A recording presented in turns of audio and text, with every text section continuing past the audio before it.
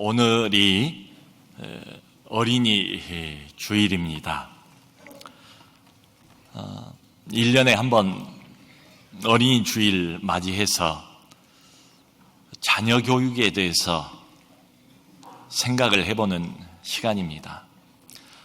우선 여기 앉아 계신 대부분 우리 성도님들께서 아이를 양육하고 계신다, 자녀를 키우고 계신다고 생각을 합니다. 큰 질문을 이렇게 먼저 드려보고 싶습니다. 자녀를 키워보시니까 어떻든가요? 자녀 교육에 정답이 있습니까? 어떤 사람은 이렇게 말하고 다른 사람은 또 다르게 말합니다. 자녀 교육의 소위 전문가라는 사람들은 또 오랫동안 연구한 무슨 결과에 대해서 자신 있게 이야기를 하기도 합니다.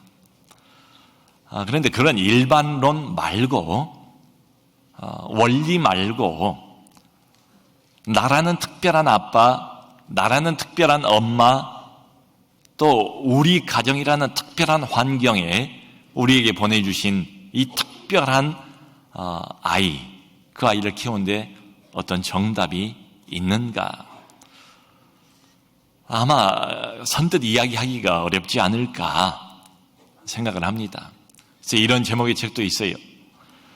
노답이 정답이다. 책 제목이 그래요. 우리에게 보내주신 이 자녀들 마음속에 그저 예쁜 그림만 그리려고 애를 쓰지요.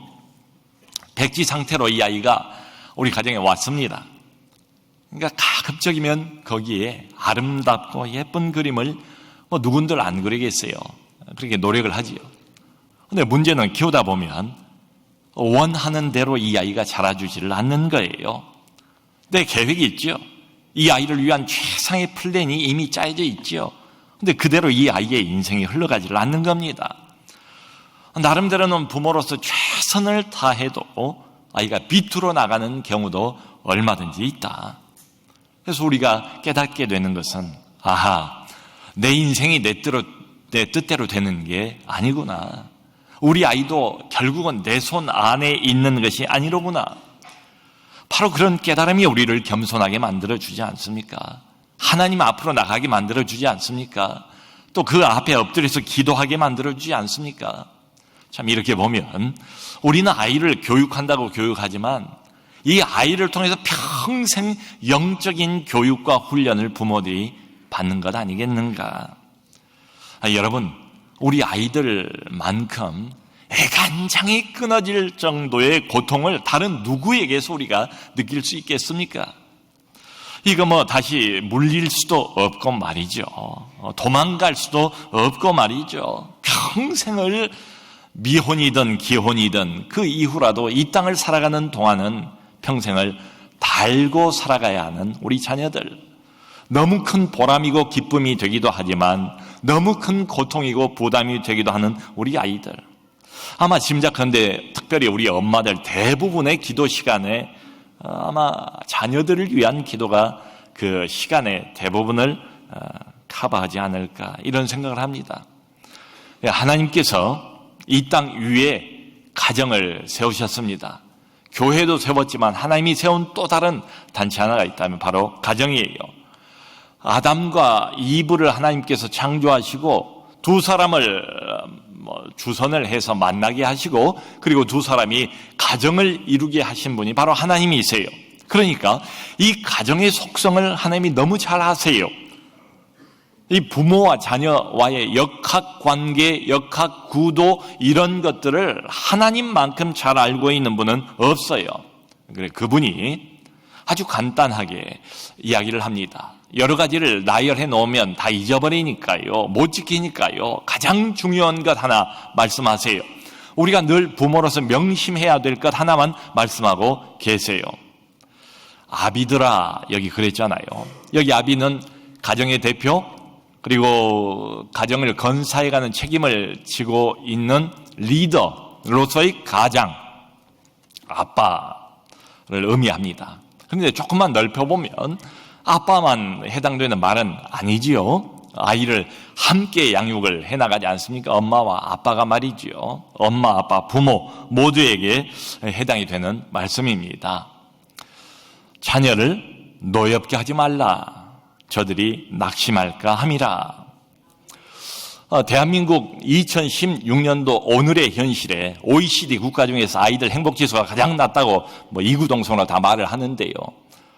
도대체 우리 아이들 무엇이 그렇게 힘들까? 우리가 무엇으로 인해서 아이들을 그렇게 노엽게 만드는가? 한 두어 가지가 이렇게 짚히더라고요. 공감하실 겁니다.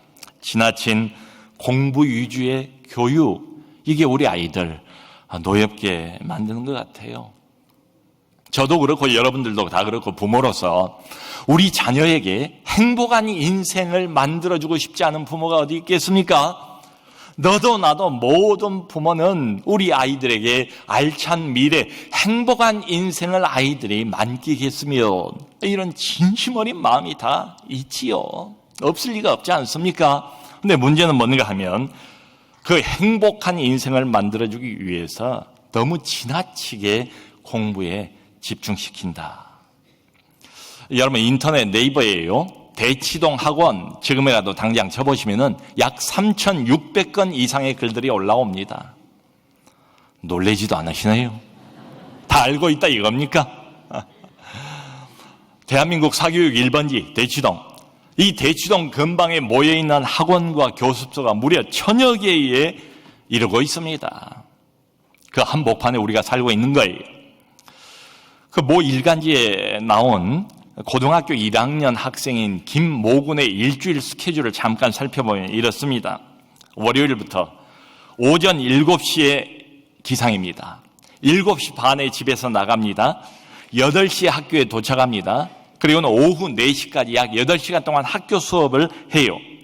끝나고 난 다음에 저녁 10시까지 교실 안에서 야자 시간을 갖습니다. 야자가 뭔지 모르시는 분 안 계시죠? 야간 자율학습 말이에요. 늦은 시간까지 혼자 자율학습을 해요. 그게 끝이 아니에요. 그리고는 학교에서 나와서 학원으로 갑니다. 학원 가서 12시 30분, 새벽이지요. 12시 30분까지 또 학원 공부를 합니다. 그리고도 집으로 못 돌아가요. 이후에 끝나고 난 다음에 집 근처에 있는 독서실로 가서 자습을 시작해서 새벽 2시까지 공부합니다. 이 아이가 집으로 귀가하는 시간, 아침 7시에 출발을 해서 새벽 2시에 집으로 귀가를 합니다.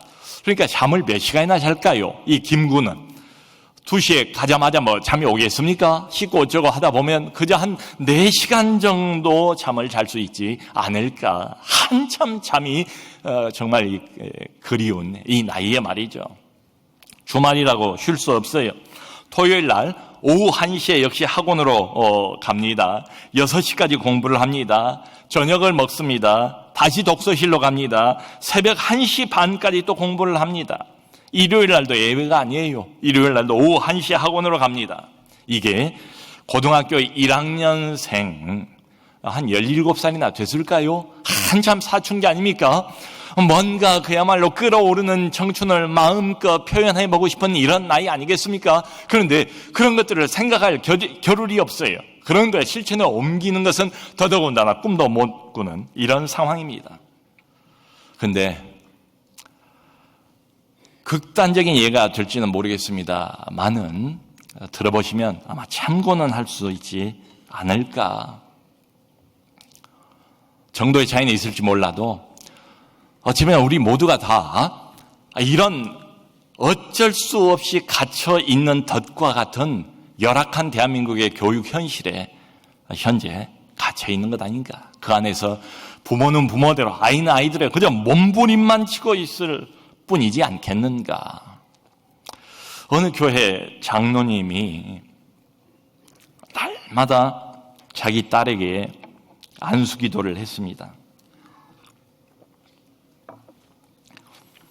하나님 살아계신 것을 믿고 이 아이를 하나님께서 이 가정에 주셨다는 것을 믿고 믿음으로 기도를 했겠죠.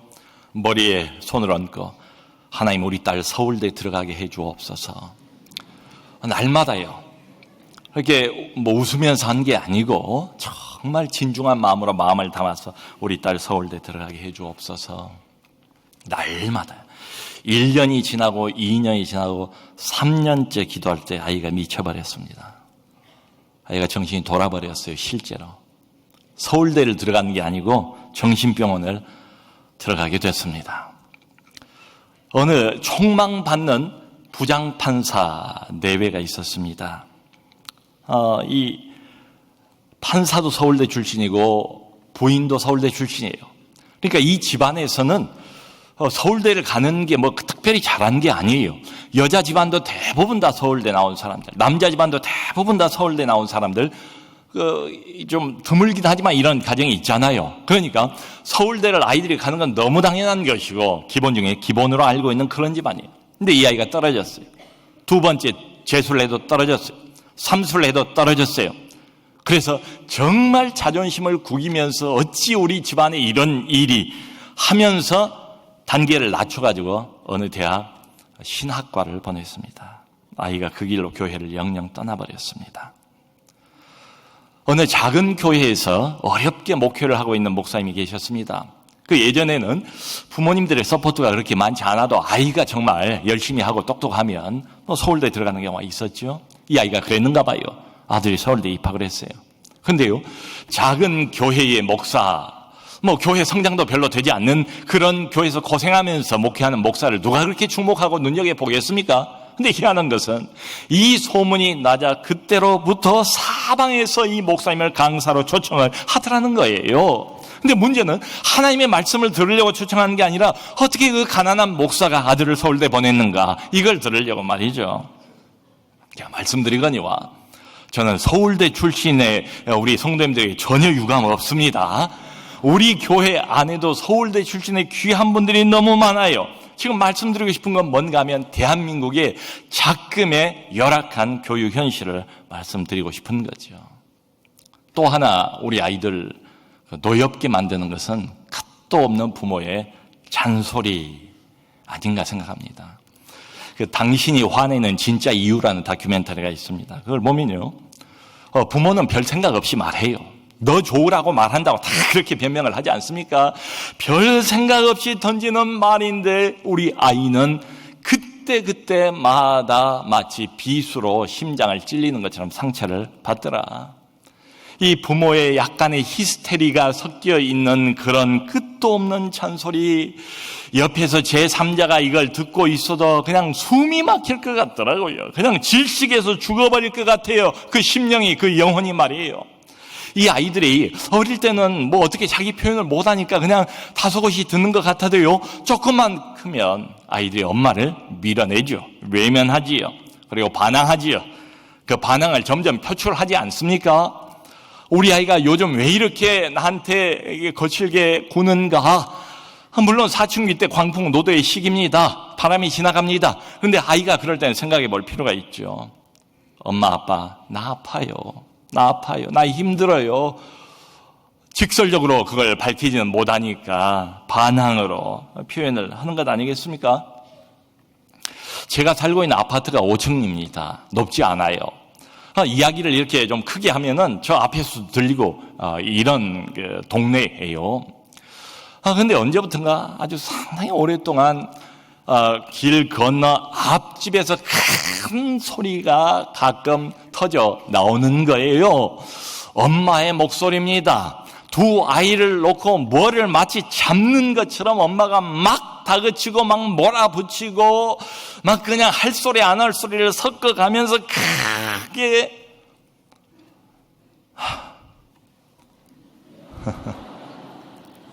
그래서요, 이 동네에 저렇게 대담하게 이 대낮에 아니면 밤중에 조금만 크게 이야기하면 다 들리는데 저렇게 용감무쌍한 여인이 도대체 누굴까 궁금하기도 하고, 근데 아빠 목소리는 한 번도 안 들리더라고요.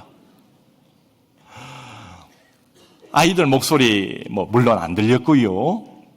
근데요, 참 흥미로운 현상을 발견했습니다. 이제 여름이 되면 문을 열고 살잖아요. 더 큰 소리가 그냥 바로 그냥 다 들리는 거예요.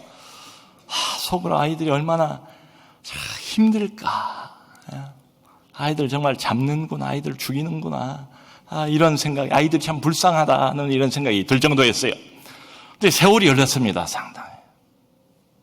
네, 목소리가 바뀌었어요. 아이들 목소리가요, 얼마나 큰지 애들이 이제 큰 거예요. 엄마하고 그냥 막 붙어가지고 막 욕까지를 섞어서 이렇게 해 대는데 엄마가 꼼짝하지 못하더라. 아하, 성경 말씀대로 심은 대로 거두는구나. 여러분, 이렇게 화를 내잖아요. 아이들에게 잔소리도 하잖아요. 그러면 이제 마음속에 이렇게 응어리진 게 엄마 아빠가 풀릴 것 같은 생각도 들지 않습니까? 근데 절대로 그렇게 풀리지 않습니다. 화는 내면 낼수록 빈도수가 더해갑니다. 화는 내면 낼수록 자기가 그 화에 겨워가지고 강도가 점점 더 높아져 가요. 화나 잔소리는 이거 절제를 해야 되는 것이지 내가 한번 이렇게 냈다고 해서 해소가 되는 건 절대 아니더라. 이게 금방 습관이 되고 맙니다. 여러분, 부모가 화낼 때가 있지요. 그야말로 이렇게 막 뚜껑이 열리는 것처럼 막 폭발해버리는 때가 있지 않겠습니까? 그래서 아이를 아주 그냥 마음을 담아서 혼을 내는데 많은 경우에 우리 아이들이 뭔지 모르고 당해요. 아빠가 왜 저러는지, 엄마가 왜 저러는지 잘 모르고 당하는 경우도 얼마든지 있다. 그러면 이제 불러다 놓고 앉혀놓고 그냥 씩씩거리면서 너 잘했어 잘못했어 대답해. 그러면 아이가 무서우니까 물론 잘못했다 그렇게 말을 하죠. 이제 엄마 아빠는 마음속에 옳지, 이번 기회에 한번 못을 박아놔야겠다. 그래, 그럼 뭘 잘못했는지 네 입으로 말해봐. 웃는 분들은 다 수상한 분들이에요. 뭘 잘못했는지 네가 네 입으로 한번 말해봐. 애들이 말을 못해요. 왜요? 모르니까요. 엄마가 화났다는 건 알겠고 아빠가 자신을 윽박지르면서 막 그냥 싸납게 대하는 것은 그건 느끼겠는데 도대체 전후 좌우 사정을 잘 모르겠고 왜 이러시는지, 내가 뭘 정말 잘못했는지 애들이 정말로 몰라요. 그냥 막 눈을 부라리고 다그치니까 애들이 공포에 질려 있을 뿐이다. 그러니까 이 순간이 뭡니까? 이게 바른 사람 만들기 위한 이런 훈육의 시간이 되겠습니까? 이게 아이들의 심령을 바로 세우기 위한 교육의 시간이 되겠습니까? 사실 그 순간은 뭐예요? 꼼짝달싹 못하고 연약하기만 한 이 아이가 엄마 아빠의 감정 쓰레기를 고스란히 다 그대로 받고 있는 쓰레기 처리장 역할을 하는 것 아니겠어요? 그런 아이들의 일기를 혹시 읽어본 적이 있습니까? 엄마 아빠를 향한 무한한 분노, 다 밝힐 수는 없어요. 일기를 보니까 아마 보면 깜짝 놀랄 겁니다. 엄마 아빠를 향한 무한한 분노. 해결 실마리가 뭘까요? 하나님이 우리의 연약함을 아시고 여기 복잡하게 말하지 않았어요. 아이를 화나게, 부당하게, 노엽게 하지 말라. 해결의 실마리도 저는 간단한 데 있지 않나? 해결의 실마리는 간단한데 이거 하나를 우리 몸에 내 것으로 붙이는 데는 부단한 노력과 훈련으로도 부족하지 않은가? 그것은 역시 공감, 경청입니다. 경청해 주는 거예요. 저 아이 입장으로 내려가서, 언더로 내려가서 거기에 서보는 거지요. 우리 아이 입장에 그 아이의 심령 상태에 나를 집어넣고 서보는 거지요. 그게 언더스탠드 아닙니까? 아이의 심령이 어떤 상태인지, 아이의 느낌이 어떤 상태인지, 아이의 입장에서 아이의 시각을 가지고 이 문제를 한번 다시 바라봐 주는 것, 경청을 하되 공감을 하면서 하는 이 경청 말이죠. 오늘 어린이 주일이니까 또 이런 말씀 들었다고 해서 당장 집에 가서 그래, 오늘부터 우리 한번, 그래, 누구야, 이리 와, 터놓고 한번 우리 이야기해보자. 이제부터 너와 나는 1대1 인생 대 인생으로 만나는 거야. 좋아, 터놓고 한번 우리 이야기해보자고 무슨 전투하는 그런 자세로 아이들에게 다가간다고 해서 이게 되겠습니까? 이미 엄마 아빠하고 꽉 막혀있는 상태 같으면 뭐 효과 없지요. 여러분, 우리는 어른인데 어른이라도 관계가 이렇게 뒤틀어져 버린 어떤 사람이 갑자기 다가와서 뭐 이제부터 친하게 터놓고 지내자 그러면 이게 됩니까? 시간이 필요하지요. 단계가 필요하지요. 야, 누구야? 내가 참 너 생각이 많이 이번 주일에 났는데 저기 가까운 어디 뭐 송파구 오금동에 맛있는 피자집이 생겼는데 나하고 피자 한번 먹으러 갔으면 좋겠다. 누구야? 이번에 이런 영화가 들어왔는데 아빠가 네 생각이 났어. 너하고 한번 꼭 오랜만에 영화를 보고 싶었는데 엄마가 좀 보고 싶었는데 우리 한번 영화 보러 갈래? 우선 아이하고 친해져야죠. 이게 1순위 같아요. 여러분, 아이들이 쉽게 오랫동안 당해온 게 있어서 못 믿어요. 안 믿고요.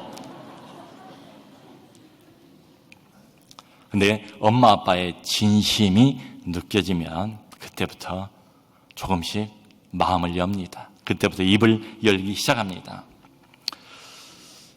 어느 좀 장난기가 많은 전도사님이 가끔 이렇게 아이들에게 물어봤대요.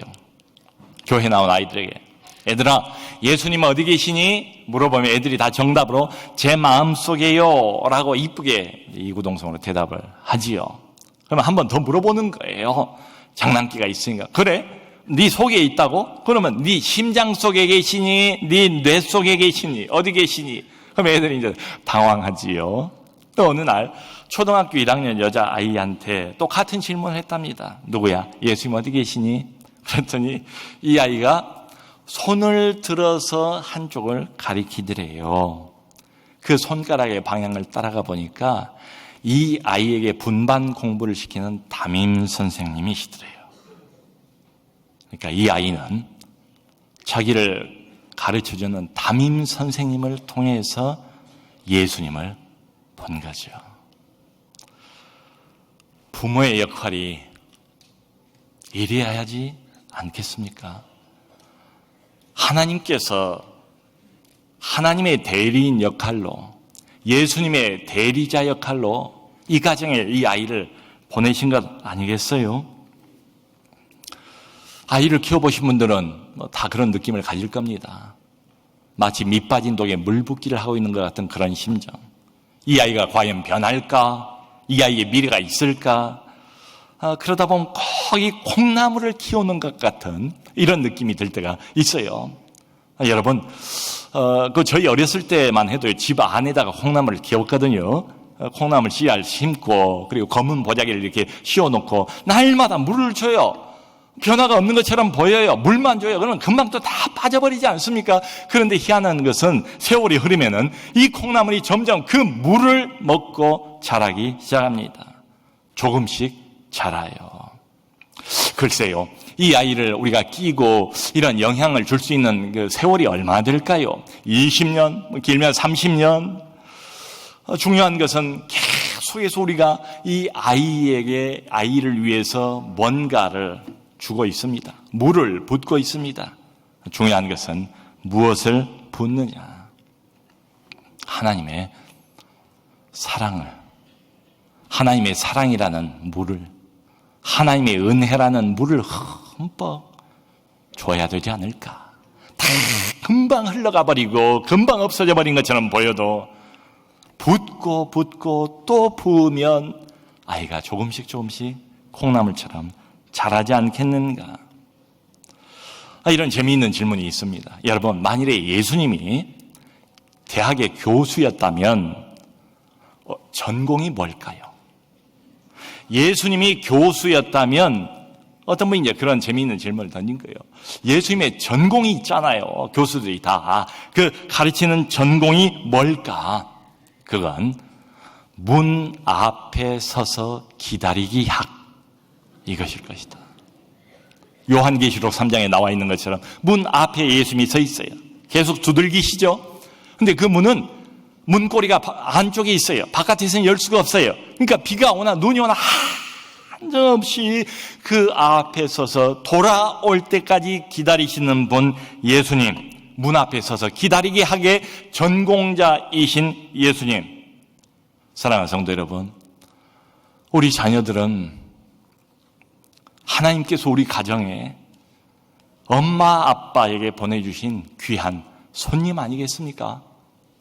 근데 문제는 한 가지 우리가 기억해야 될 것은 언젠가는 다시 떠나보내야 되는 손님이에요.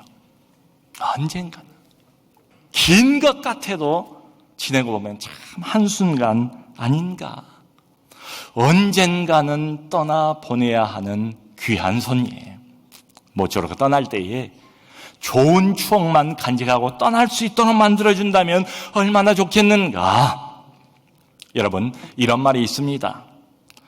우리의 노력은 촛불이라면 하나님의 은혜는 태양과 같다. 내가 아이를 위해서, 아이의 교육을 위해서 이것도 애쓰고 저것도 애쓰고 노력을 많이 하지만 하나님만큼 우리가 따라갈 수 있습니까? 하나님이 아시는 만큼 이 아이의 전후좌우 사정을 알 수 있습니까?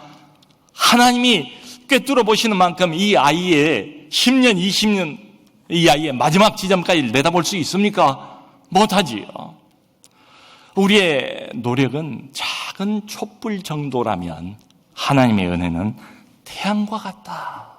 그러므로 이렇게 말씀을 드리고 싶어요. 노력해야죠.